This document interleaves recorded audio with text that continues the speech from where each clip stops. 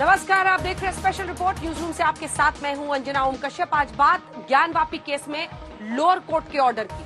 Court ने मुस्लिम पक्ष की याचिका को खारिज कर दिया है और हिंदू पक्ष की याचिका को सुनने योग्य करार दिया। सरल शब्दों में अगर समझे तो लोअर कोर्ट ने कह दिया कि ज्ञानवापी केस की सुनवाई को 1991 प्लेसेस ऑफ वर्शिप एक्ट के तहत रोका नहीं जा सकता।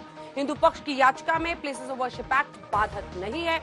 आज ज्ञानवापी पर निचली अदालत के फैसले में हिंदू पक्ष और मुस्लिम पक्ष के लिए क्या कहा गया, हम आपको सरल शब्दों में जरा समझाएंगे।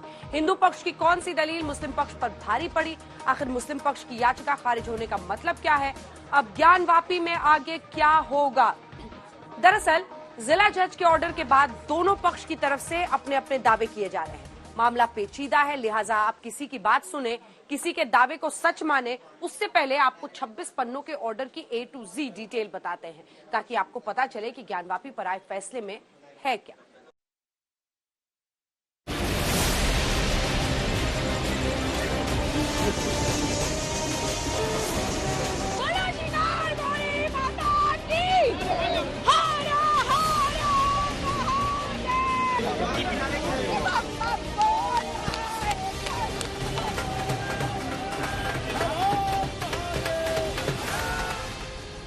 ज्ञानवापी केस में मुस्लिम पक्ष को झटका। लोअर कोर्ट से हिंदू पक्ष को बड़ी राहत।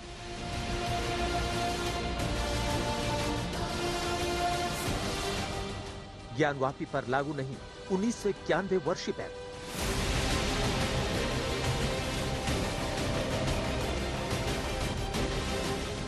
आज ज्ञानवापी केस में वाराणसी के जिला जज अजय कृष्ण विश्वेश ने फैसला सुना दिया।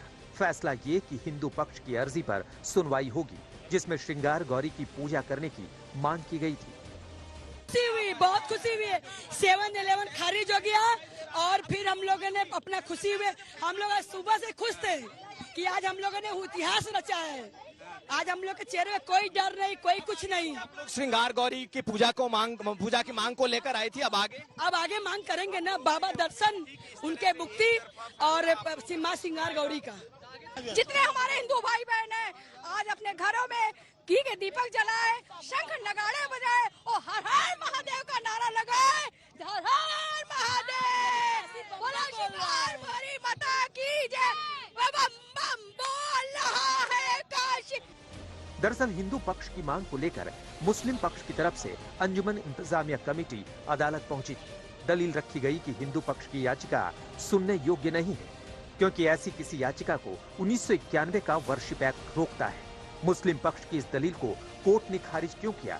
26 पन्नों के ऑर्डर में सब कुछ दर्ज है। सबसे पहले समझिए कि हिंदू पक्ष की 5 मांगे क्या है। हिंदू पक्ष की मांग नंबर 1, श्रृंगार गौरी के दर्शन, पूजा और धार्मिक क्रिया का अधिकार मिले। हिंदू पक्ष की मांग नंबर 2, कोर्ट स्थायी आदेश दे कि पूजा से हिंदू पक्ष को रोका ना जाए। हिंदू पक्ष की मांग नंबर 3, कोर्ट स्थायी आदेश दे कि तस्वीरों और मूर्ति को तोड़ा ना जाए। हिंदू पक्ष की मांग नंबर 4, प्रदेश सरकार को सुरक्षा और भक्तों की सुरक्षा के बंदोबस्त का आदेश दे। अपनी मांग के समर्थन में हिंदू पक्ष की तरफ से दलीलें कोर्ट में पेश की गई। हिंदू पक्ष की दलील नंबर 1, ज्ञानवापी के पिछले हिस्से में श्रृंगार गौरी विराजमान है। हिंदू पक्ष की दलील नंबर 2, भक्त लगातार श्रृंगार गौरी के दर्शन और पूजन करते आ रहे हैं। हिंदू पक्ष की दलील नंबर 3, 1993 में श्रृंगार गौरी के रोजाना दर्शन पर यूपी सरकार के मौखिक आदेश से रोक लगी। हिंदू पक्ष की दलील नंबर 4, रोजाना दर्शन की बजाय भक्तों को सिर्फ एक दिन दर्शन की अनुमति दी गई। हिंदू पक्ष की दलील नंबर 5, जैसे पहले भक्त श्रृंगार गौरी की पूजा करते आ रहे हैं, वैसे ही पूजा का हक चाहते हैं। हिंदू पक्ष की दलील नंबर 6, ज्ञानवापी के तहखाने का स्वामित्व हिंदुओं के पास है। हिंदू पक्ष की इसी मांग को मुस्लिम पक्ष की तरफ से गलत ठहराया गया। मुस्लिम पक्ष की तरफ से कोर्ट में दलील पेश की गई थी। दलील नंबर 1, औरंगजेब ने मंदिर तोड़कर 1669 में मस्जिद बनवाई। दलील नंबर 2, 350 वर्षों से ज्यादा वक्त से जमीन पर मुस्लिमों का कब्जा। दलील नंबर 3, स्वामित्व का सबूत 1983 के खसरा में मौजूद है। दलील नंबर 4, सबसे बड़ी बात, ज्ञानवापी वक्फ की प्रॉपर्टी है। दलील नंबर 5, जमीन वक्फ की है तो हिंदू पक्ष को पूजा का अधिकार नहीं। मुस्लिम पक्ष की तरफ से अर्जी यही डाली गई कि श्रृंगार गौरी की पूजा की मांग को लेकर डाली गई अर्जी सुनने योग्य नहीं है, लेकिन जिला जज ने मुस्लिम पक्ष की इस दलील को सिरे से खारिज कर दिया। ऑर्डर का पॉइंट नंबर 1, हिंदू पक्ष ने पूजा करने की मांग की है। ऑर्डर का पॉइंट नंबर 2, हिंदू पक्ष की मांग पूजा की है, जमीन के स्वामित्व का नहीं। ऑर्डर का पॉइंट नंबर 3, हिंदू पक्ष की तरफ से मस्जिद को मंदिर घोषित करने की मांग नहीं है। ऑर्डर का पॉइंट नंबर 4, हिंदू पक्ष ने सिर्फ पूजा की मांग की है, जिसे 1993 तक रोजाना करते थे। ऑर्डर का पॉइंट नंबर 5, हिंदू पक्ष की याचिका सिर्फ पूजा के अधिकार तक सीमित है। ऑर्डर का पॉइंट नंबर 6, मामला मलकियत का नहीं बल्कि पूजा करने के अधिकार का है। ऑर्डर का पॉइंट नंबर 7, पूजा करने का अधिकार किसी के लिए भी मौलिक अधिकार है। ऑर्डर का पॉइंट नंबर 8, 2021 तक पूजा जारी थी तो हिंदू पक्ष की अर्जी में प्लेसेस ऑफ वर्शिप एक्ट बाधक नहीं। कोर्ट ने हमारे सारे आर्गुमेंट्स को मान लिया है, मुस्लिम पक्ष की एप्लीकेशन रिजेक्ट कर दी है, प्लेसेस ऑफ वर्शिप एक्ट की उनकी जो प्ली थी उसको खारिज कर दिया है, वक्फ एक्ट की प्ली को खारिज कर दिया है। कोर्ट ने कहा है कि सूट मेंटेनेबल है।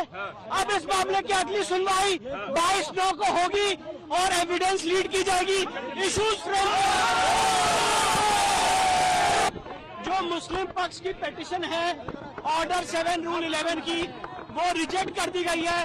प्लेसेस ऑफ वर्शिप एक्ट का आर्गुमेंट रिजेक्ट कर दिया है, वक्फ एक्ट का रिजेक्ट कर दिया है। 22/9 आगे अब इस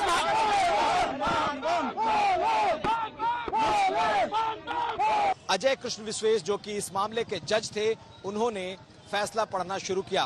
पहले उन्होंने उन तमाम दलीलों को पढ़ा जो दोनों तरफ से वकीलों ने दिया था, लेकिन जो ऑपरेटिव पार्ट है, जो फैसला है, वो उन्होंने आखिर में पढ़ा। और जैसे ही उन्होंने आखिर में पढ़ा, उन्होंने ये कहा कि ये केस मेंटेनेबल है, यानी कि सुनवाई के योग्य है।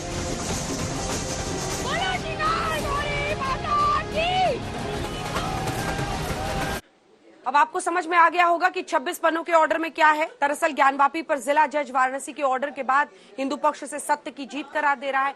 मुस्लिम पक्ष अभी ऑर्डर को डिटेल में समझ रहा है, लेकिन लोअर कोर्ट के इस ऑर्डर के खिलाफ मुस्लिम पक्ष उच्च अदालत का दरवाजा खटखटाएगा। सबसे पहले हम आपको सुनाते हैं ऑर्डर पर दोनों पक्ष की तरफ से क्या क्या रिएक्शन आया। आज का फैसला ऐतिहासिक है। हिंदू समाज और हिंदुओं के लिए आने वाले वर्षों तक ये फैसला याद किया जाएगा। और इस फैसले से जो हिंदू धर्म में जो हिंदुओं की जो संपत्तियां कब्जा कर ली गई थी, मंदिर तोड़ दिए गए थे, उनको वापस लेने का हमको मौका मिलेगा और हम आगे बढ़ेंगे। जज साहब ने अपने फैसले में कहा क्या है? कोर्ट ने ये कहा है कि हमारे सारे आर्गुमेंट जो भी दिए थे सबको माना है। Place of worship act apply नहीं करता, वक्फ एक्ट से बाधित नहीं है, और मुस्लिम पक्ष को कहा है कि आप 22 तारीख तक रिटन स्टेटमेंट फाइल कर दीजिए। करके ही कोई एक हतमी फैसला या राय कायम की जा सकती है, लेकिन बाबरी मस्जिद के केस के सिलसिले में जो कुछ भी ऑनरेबल सुप्रीम कोर्ट ने प्लेसेस ऑफ वर्शिप एक्ट के सिलसिले में कहा था, तो उसके बाद ये उम्मीद का सबने इजहार किया था कि अब कोई भी मंदिर मस्जिद मुद्दा अपने मुल्क में नहीं उठेगा, लेकिन उसके बावजूद भी इस तरीके के मुद्दे सामने आ रहे हैं। बहरहाल जो कुछ भी आज हुआ है उसको अपने लीगल टीम स्टडी करेगी और उसके बाद ही कोई अपनी राय रखी जा सकती है। ये सेटबैक है, इससे देश में डिस्टेबलाइजिंग इफेक्ट पैदा हो सकता है, होगा नहीं हो सकता है, क्वेश्चन मार्क। नहीं, इसलिए देखिए हर कोई जाकर ये बोलेगा कि 15 अगस्त से पहले था, 47 से पहले ये होता था। कहां खत्म होगा भाई ये? फिर ये कहां खत्म होगा बताइए? हमने 91 का एक्ट क्यों बनाया था? बनाने का मकसद क्या था कि इस तरह के ये जो चीजें हो रही हैं उसका खात्मा हो जाए, कॉन्फ्लिक्ट जितना खत्म हो जाए। आपने तो अब तो परपेचुअल लिटिगेशन चलता रहेगा। Supreme court on 28th of May 2002 have given an 8 weeks freeze after whatever order is given by the district by the district judge. I am sure that the Intizamiya committee will appeal. They should appeal, and this will go. But my apprehension is being proven right. On the day Babri Masjid judgment was given, I had told you categorically that such issues will be raked up. No one believed me. Everyone, in fact, all of you said that you're trying to create an apprehension. This will have more problems will be created. A destabilizing effect can happen in India. The whole purpose of 91 Act is failing then. जब बाबरी मस्जिद का judgement आया था, आप तमाम गवाह हैं, मैंने कहा था कि देखिए ये जजमेंट जो बाबरी मस्जिद का आया है, अब और मुश्किलात पैदा हो जाएंगी क्योंकि फेथ के ऊपर जजमेंट दिया गया था। अब 91 का एक्ट है और सुप्रीम कोर्ट ने बाबरी मस्जिद जजमेंट में कहा कि भाई जो माजी में जो कुछ भी हुआ उसको हम खोलेंगे नहीं। 15 अगस्त 1947 को जो था वही रहेगा। अब यहां पर ये कह रहे हैं कि नहीं 15 अगस्त से पहले हम हैं, तो अब आप देखते जाएंगे कि एक के बाद एक अब केसेस पढ़ते जाएंगे। इसका असर क्या होगा देश में फिर? नहीं, इसका असर ये होगा कि डिस्टेबलाइजिंग इफेक्ट पैदा होगा। अब इस ऑर्डर की कॉपी ली जाएगी, उसको पढ़ा जाएगा, देखा जाएगा क्या फाइंडिंग दी है, उसके खिलाफ हम रिवीजन दाखिल करेंगे। मतलब हाई कोर्ट का दरवाजा अब तो सोसाइटी जो डायरेक्शन देगी, सोसाइटी के कहने के अनुसार हम लोग हाई कोर्ट चलेंगे। आप लोग इस बात से कतई संतुष्ट नहीं है कि ये इस पे अगली सुनवाई में आप लोग शामिल हो? जब तक ऑर्डर को हम लोग पूरी डिटेल से नहीं पढ़ लेते तब तक हम कैसे कह देंगे कि हम संतुष्ट है या असंतुष्ट है। लेकिन फिलहाल आप लोग रिवीजन में जाएंगे? हाँ, फिलहाल रिवीजन में जाएंगे। तो रिवीजन कहाँ? हाई कोर्ट में ही इसके लिए? हाई कोर्ट में होगा, इलाहाबाद हाई कोर्ट। तो मतलब अगली तारीख पे आप लोग इसमें अब शामिल कोर्ट नहीं होंगे, उसके पहले कोशिश करेंगे? शामिल डेट पड़ी तो डेट में क्यों नहीं शामिल होंगे?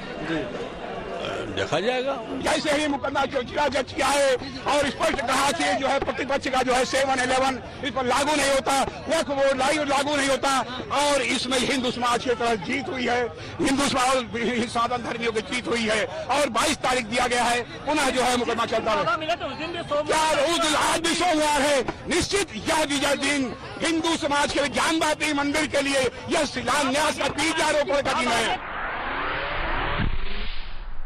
देखिए, अदालत के फैसले का हम पूरा सम्मान करते हैं और अदलिया को जो भी फैसला अदलिया करेगी हमें पूरा मंजूर है। मगर मैं ये कहता हूं कि बाबरी मस्जिद का मसला जैसे अदालत में गया वैसे ही ज्ञानवापी का मामला अदालत के अंदर चला गया है। लिहाजा इसको हम चाहते हैं कि हिंदू मुस्लिम पक्ष दोनों लोग बैठ के इस मामले का हल कर लें। अगर से मामले को दोनों धर्मगुरु बैठ जाए, हिंदू धर्मगुरु और मुस्लिम धर्मगुरु, और वहाँ के बाहर के लोग ना बैठे और वहाँ के लोकल लोग बैठे और लोकल लोग बैठ के इस मसले को अगर से देख लें तो मुझे उम्मीद है कि कोई रास्ते का हल निकल सकता है। देखिए, ये फैसला तो पक्ष में आना ही था, सत्य को प्रमाण की आवश्यकता नहीं होती और जो आज फैसला आया है सवेरे इसके संदर्भ में हम लोग ने हनुमान चालीसा का पाठ किया था सामूहिक। सारे भक्त मिलके भगवान से प्रार्थना किए थे कि ये फैसला हम भक्तों के पक्ष में आए। ये सभी हम जैसे सभी श्रद्धालुओं की भी जीत है, हिंदू धर्म की जीत है और जीत मायने में जीत नहीं है, हिंदुत्व की जीत है। तो प्रमाण की आवश्यकता तो पहले भी नहीं थी और निराकार ओमकार मूलम तुरियम गिरा ज्ञान गोतीतम ईशम गिरीशम करालम महंकाल कालम कृपालम गुणागार संसार पारम नतोवन, वो निराकार संपूर्ण सृष्टि उसकी है, उसको प्रमाण की आवश्यकता नहीं है। जो सच्चाई है वो सामने है, दिख रहा है, न्यायालय को भी दिख रहा है, हर इंसान को दिख रहा है, उसको साबित करने क्या हो सकता है? जो साक्ष्य दिए गए हैं वो बिल्कुल क्लियर दिए गए हैं। जो दिख रहा है तो उसको कोर्ट भी मानेगा, जज भी मानेगी, पूरी जनता मानेगी। हिंदू पक्ष का सबसे बड़ा दावा मस्जिद की पश्चिमी दीवार को लेकर है। दावा ये कि पश्चिमी दीवार के पास ही देवी श्रृंगार गौरी की पूजा स्थली है, वही पूजा स्थली जहां भक्त श्रृंगार गौरी के दर्शन करने के लिए आते हैं। ज्ञानवापी के सर्वे रिपोर्ट में इस बात का जिक्र मौजूद है कि पश्चिमी दीवार की बनावट सनातन शैली की है।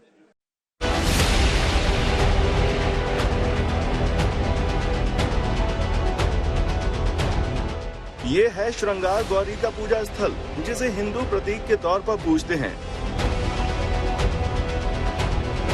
दावा यही है कि श्रृंगार गौरी का मंदिर तो मस्जिद के अंदर मौजूद है, वही मंदिर जहां तक जाने की इजाजत हिंदुओं को नहीं है। मांग यही है कि मस्जिद में मौजूद मंदिर में पूजा की इजाजत मिलनी चाहिए। और इसी स्थान को देखकर हमने जो वादी और जो थे उनके अभिव्यक्ता से पूछा क्या ये आपकी श्रृंगार गौरी यही है? तो उन्होंने बताया कि नहीं, ये हमारी श्रृंगार गौरी नहीं है, ये हमारा उनका चौखट है। हमारी श्रृंगार गौरी जो है ये बैरिकेडिंग है, इसके अंदर ये मंदिर का स्ट्रक्चर टाइप का है, यहाँ पे है ये मस्जिद के भीतर। जी, मस्जिद के भीतर वो बता रहे हैं कि श्रृंगार गौरी यहाँ मस्जिद के भीतर है। जी, और पूजा तो पहले से होती रही है, लेकिन श्रृंगार गौरी की हाँ जो भी हो उनका, लेकिन मेरे पूछने के अनुसार उन्होंने बताया कि ये उनके जो कि हमको अंदर नहीं जाने दिया जाता, तो प्रतीक रूप मान के हम श्रृंगार गौरी की पूजा यहाँ करते हैं। ये मतलब बड़ा सा दरवाजा है श्रृंगार गौरी का, मेन मंदिर यहाँ पर है। जी, दरवाजा यहाँ पे है। मस्जिद के नहीं जाने दिया जाता रहा है, तो इसलिए बाहर ही पूजा अर्चना श्रृंगार गौरी की होती रही है। जी, ठीक है। श्रृंगार गौरी की पूजा तो हिंदू करते आए हैं और इसी पश्चिमी दीवार की सर्वे रिपोर्ट बताती है कि यहाँ पर सनातन धर्म के तमाम चिन्ह और आकृतियाँ भी मौजूद हैं। कमल देखा और फूलों की लड़ियां देखी, जो फूल ऐसे बने होते हैं, और ठीक सामने वाली दीवार पे अंदर की तरफ घंटा भी टंगा हुआ है, जो तराश के बनाया गया है, जो पूरी तरह से तराश के बनाया गया हुआ है।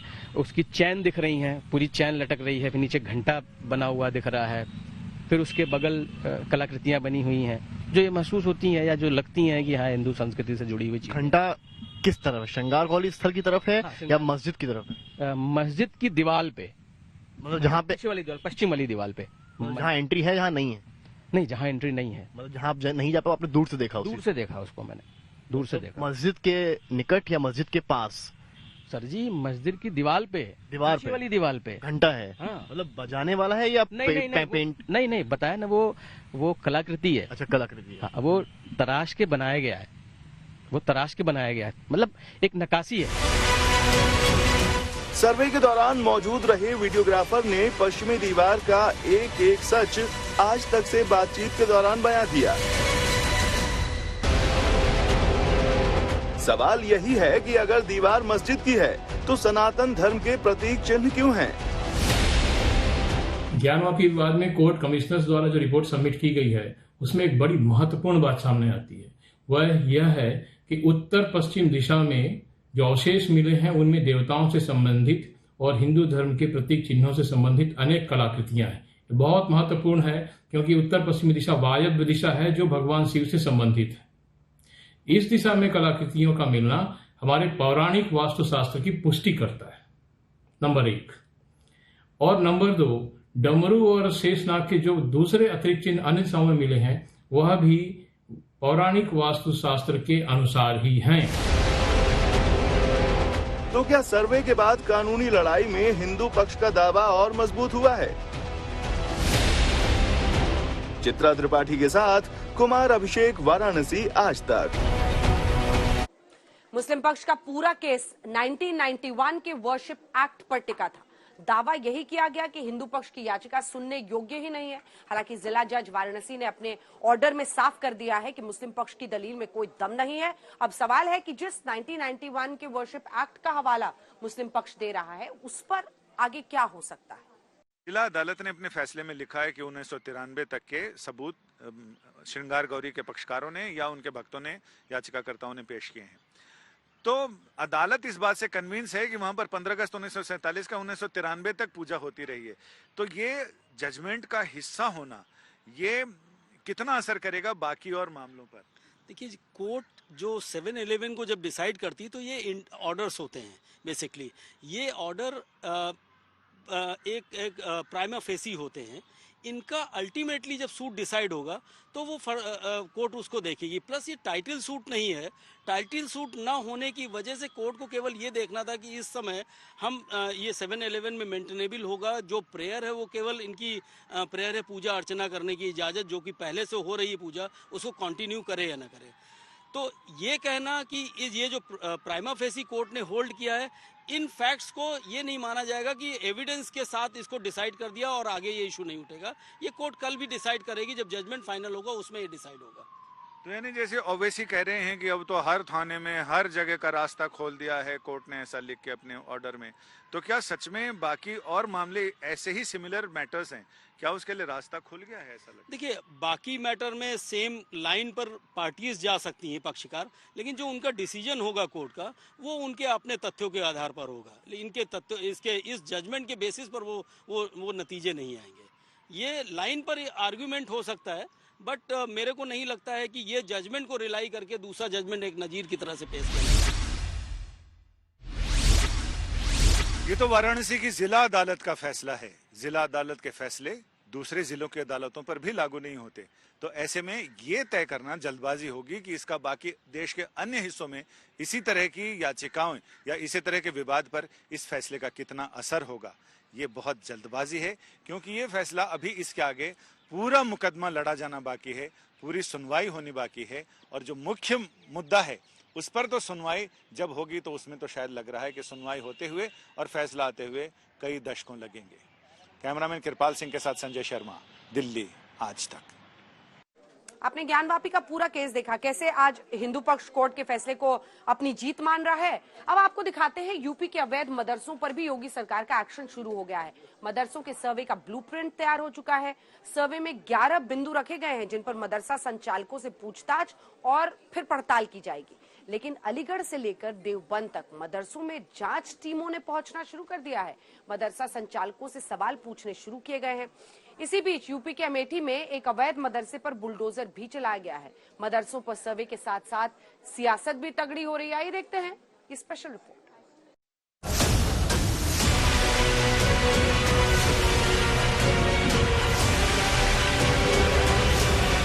अवैध मदरसों पर योगी सरकार का एक्शन शुरू।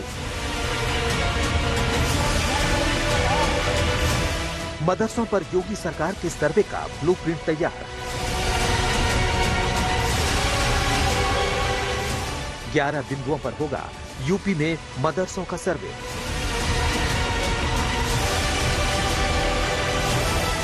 मदरसों में जांच पड़ताल के लिए पहुंचने लगी टीमें। क्या अवैध मदरसों पर अब बुलडोजर चलने की बारी है? सोसाइटी में ये हो रहा है कि आपके हिजाब पे परेशानी है, आपकी अजान पे परेशानी है, मदरसों पे परेशानी है। अब मदरसों का हो रहा है, पर अल्लाह से दुआ करो कि कहीं बुलडोजर न चलना शुरू हो जाए। जी हाँ, मुस्लिम नेताओं ने मदरसों को लेकर मदरसा संचालकों में जो डर बिठाया, क्या वो सच हो रहा है? सबसे पहले आपको यूपी के अमेठी लिए चलते हैं। तस्वीरें केंद्रीय मंत्री स्मृति ईरानी के संसदीय क्षेत्र अमेठी की हैं। यहाँ एक अवैध मदरसे पर बुलडोजर चला दिया गया है। आप देख सकते हैं मदरसा मलबे में तब्दील हो चुका है। ये मदरसा चारागाह की जमीन पर बना हुआ था, जिसे पुलिस और प्रशासन की मौजूदगी में ढहा दिया गया। मदरसे आतंक का अड्डा हैं, उनकी जांच होनी चाहिए, दोषी पाए जाने पर कार्रवाई होनी चाहिए। यूपी में मदरसों के सर्वे को लेकर आज बैठक की गई, जिसमें मदरसा बोर्ड के सचिव और बाकी सदस्य मौजूद रहे। इसके साथ ही अल्पसंख्यक आयोग के डायरेक्टर से लेकर लखनऊ एडमिनिस्ट्रेशन के एसडीएम, एडीएम लेवल के अधिकारी और शिक्षा विभाग के अधिकारी भी मौजूद रहे और मदरसों के सर्वे को लेकर पूरा खाका तैयार किया गया। सर्वे किस तरह से किया जाएगा, उसके लिए बाकायदा 11 बिंदु बनाए गए हैं। इन सभी बिंदुओं की पड़ताल करने के लिए अवैध मदरसों में एक 6 सदस्यीय टीम जाएगी। ये पड़ताल करेगी कि आखिर मदरसों में क्या चल रहा है। लेकिन इस सर्वे पर मुस्लिम उलेमाओं को घोर आपत्ति है।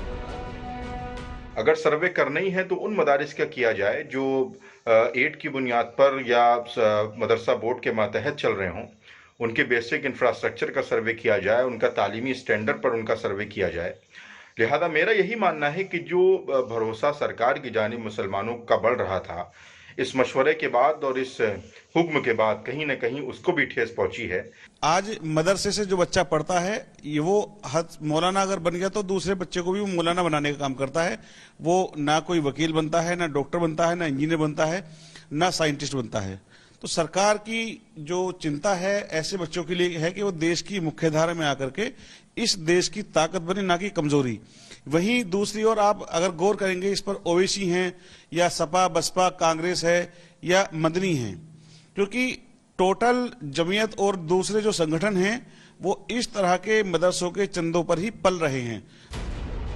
अब आपको दिखाते हैं कि मदरसों के सर्वे के लिए सीएम योगी आदित्यनाथ ने जो 11 पॉइंट तैयार किए हैं, जो मदरसा संचालकों से पूछे जाएंगे।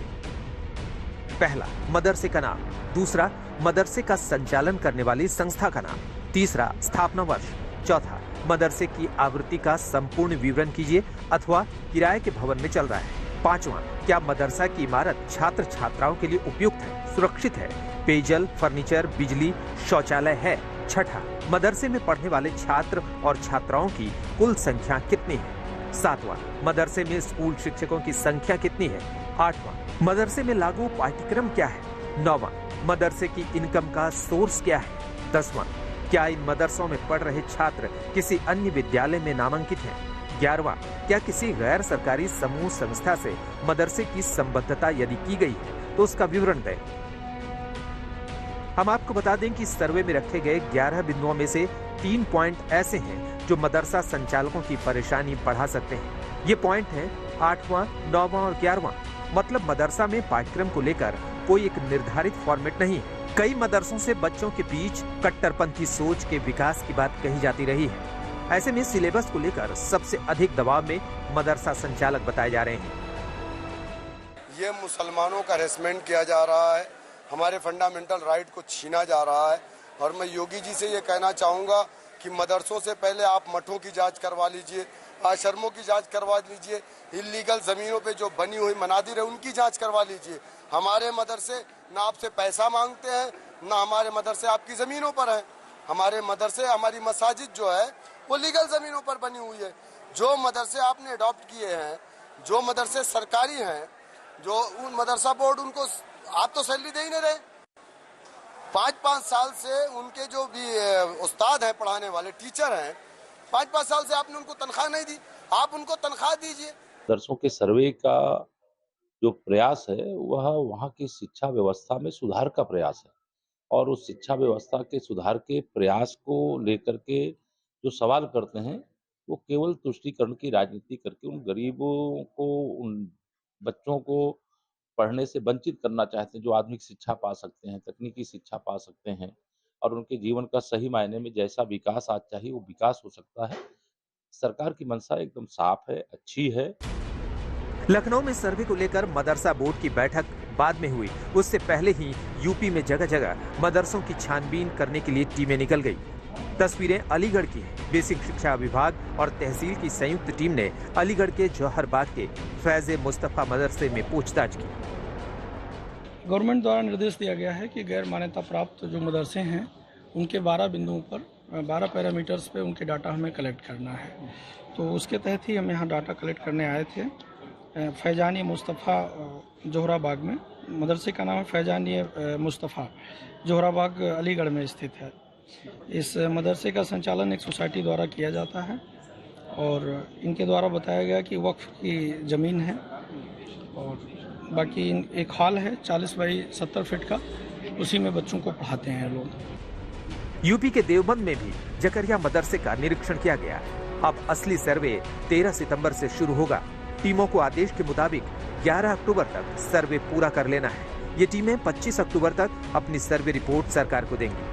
ओवैसी मदरसों के इस सर्वे को छोटा एनआरसी बता चुके हैं। लखनऊ से आशीष श्रीवास्तव के साथ आज तक ब्यूरो। इसी के साथ स्पेशल रिपोर्ट में न्यूज रूम से इतना ही। देश दुनिया की बाकी खबरों के लिए आप देखते रहिए आज तक। आज तक HD, सबसे तेज, सबसे ज्यादा।